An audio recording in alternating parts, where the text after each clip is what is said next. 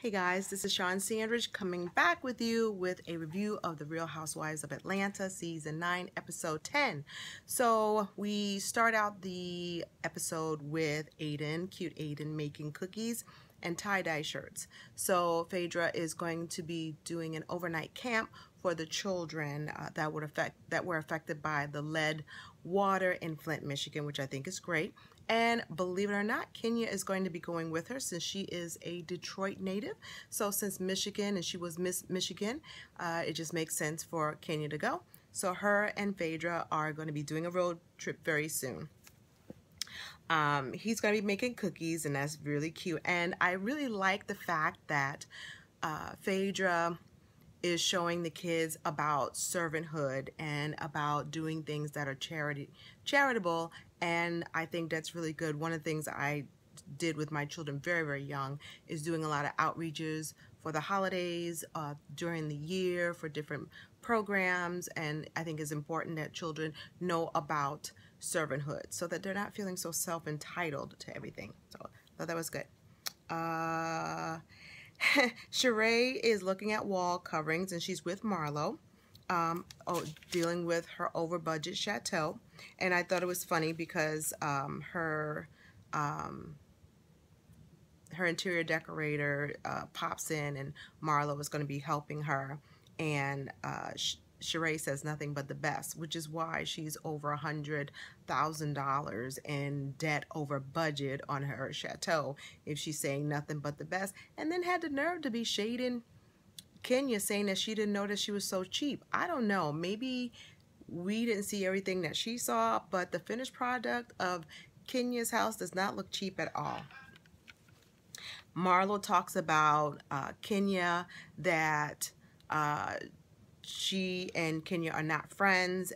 Evidently, she has not been invited to a lot of functions, mainly her birthday party and her housewarming. She found out about the birthday party on IG, and she saw that Nene was in the photo, and so she's going to be dealing with that later. Kenya goes home from the Charlotte incident, and she comes home to find that her garage has been broken, because she has a glass garage door that's been kicked in. There was blood on the driveway. He took out the window of her car and smashed the door leading into the garage, and spray painted the camera, which up until he spray painted the camera would have caught that he was there, but whatever. And then she calls Candy, and she's upset, rightfully so. And she's saying she's feeling obligated to help him. He's not a stray cat. He's got a family. Why are you feeling obligated to help this man? I don't even know why we're still having this storyline. It's really ridiculous. Well, Candy offers she offers that, listen, you may not want to be at home for a few days because, you know, he might come back. So, you know, you're welcome to stay at my house for a couple of days. And she says thank you. So she talks to Phaedra about Matt. And I don't know. I'm glad that Phaedra and Kenya are getting along. Kenya seemed to have this thing about thinking that Phaedra was sharing something new. She hasn't shared anything new. We all saw the stuff that was going on between her and Apollo, but she really felt like they were bonding, so that's okay.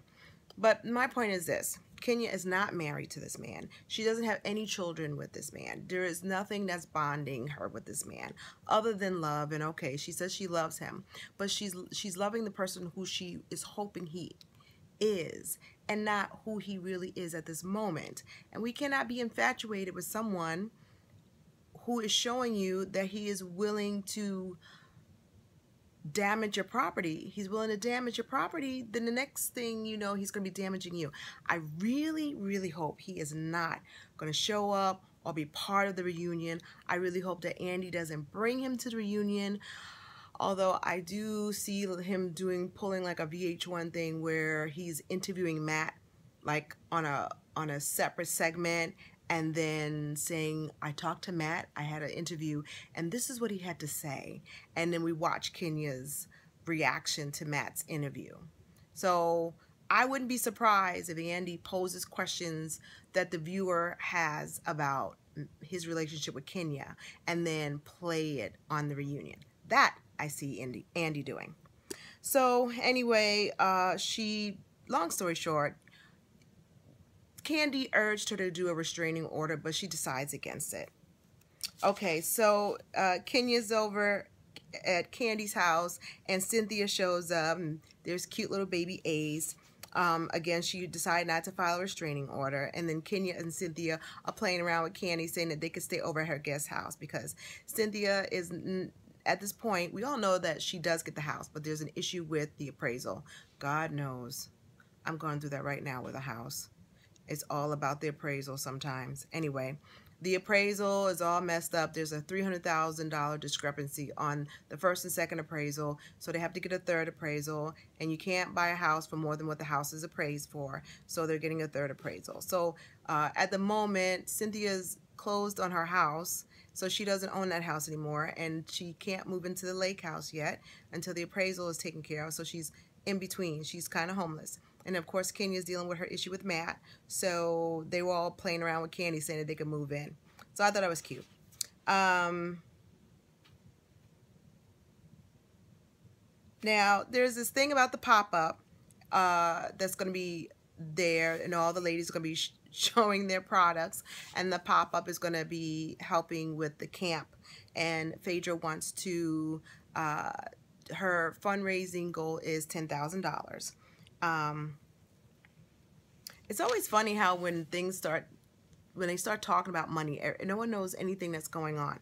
So evidently, Phaedra wants a 50-50 split, although the ladies were not all in agreement, but that gets ironed out.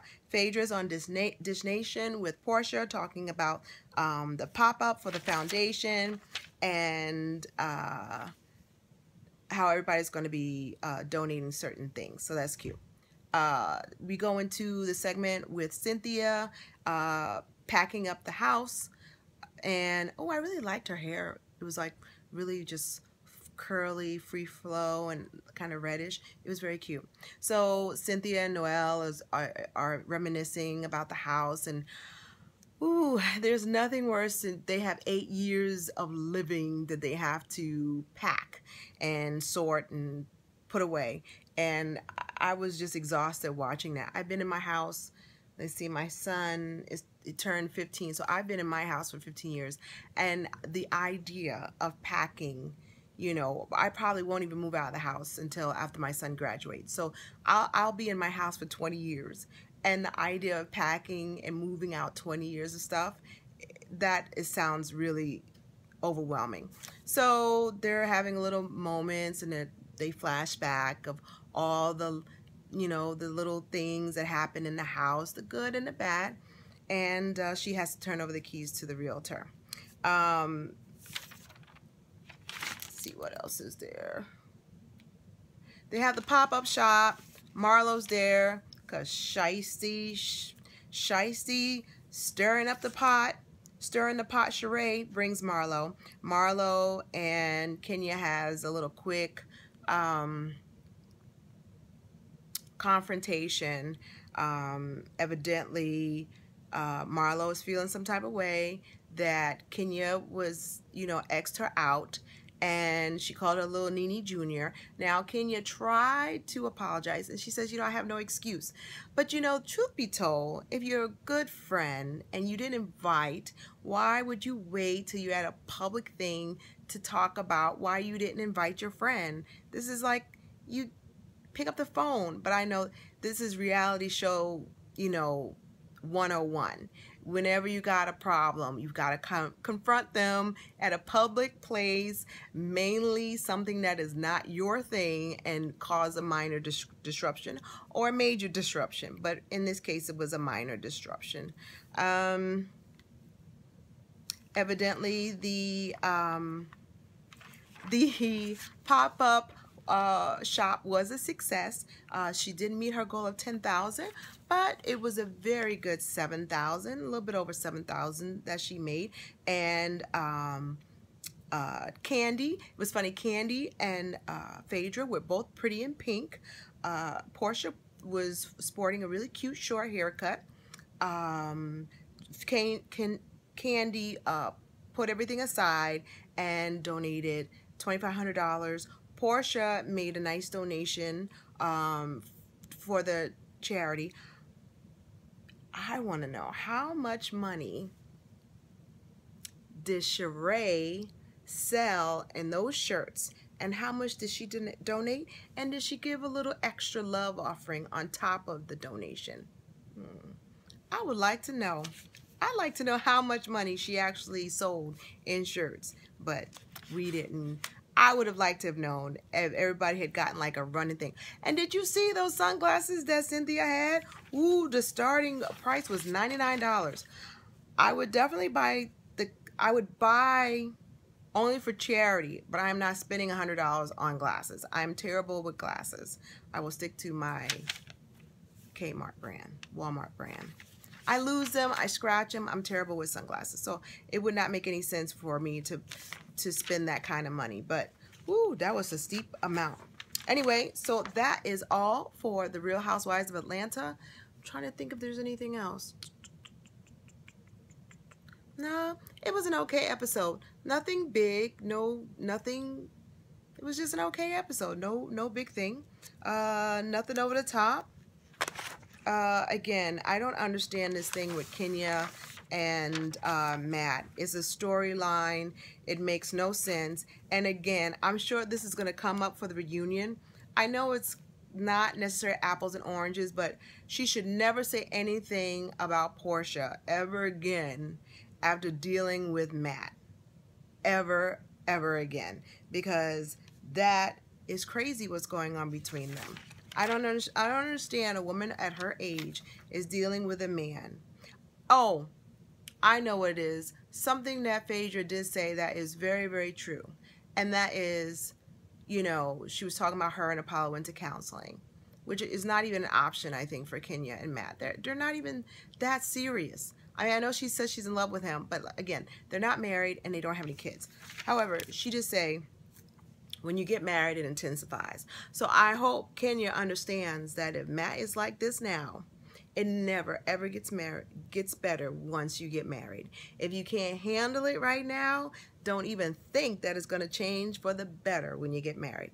That is good advice, Phaedra. Good advice. All right, so that's all I have for the Real Housewives of Atlanta. I hope you enjoyed the review. Please like, comment, share, and if you have not already done so, please subscribe to my channel if you like what you see. So take care of yourself and each other, and I will talk to you tomorrow for Jumpstart January. Bye.